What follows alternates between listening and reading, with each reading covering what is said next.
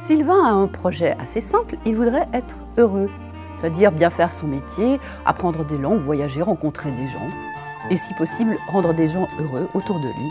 Vaste projet, c'est pour cela qu'il s'embarque pour le Liban, où il a l'impression que l'ensemble de toutes ces conditions pourra être réunies pour qu'il puisse sauver le monde. C'est là qu'il s'apercevra que c'est beaucoup plus compliqué qu'il ne l'avait prévu. Les Palestiniens du Liban n'ont pas vraiment eu de bol. Depuis la création de la seule démocratie au Proche-Orient en 1948, ils n'ont pas le droit de retourner en Palestine. Ils n'ont pas le droit, mis à part l'UNRWA, dépendance de l'ONU, de travailler comme professeurs, comme architectes ou tout autre métier intéressant.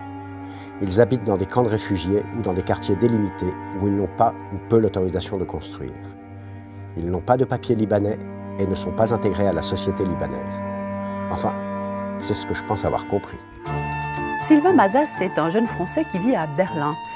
Et il est typographe, ça vaut la peine de le dire parce qu'on ne s'en méfie pas vraiment en ouvrant son livre.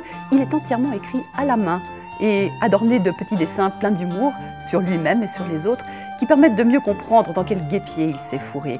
Car pour comprendre le monde qui l'entoure, une des conditions du bonheur pour lui, les choses se compliquent, les relations humaines sont presque aussi tordues que le conflit du Proche-Orient.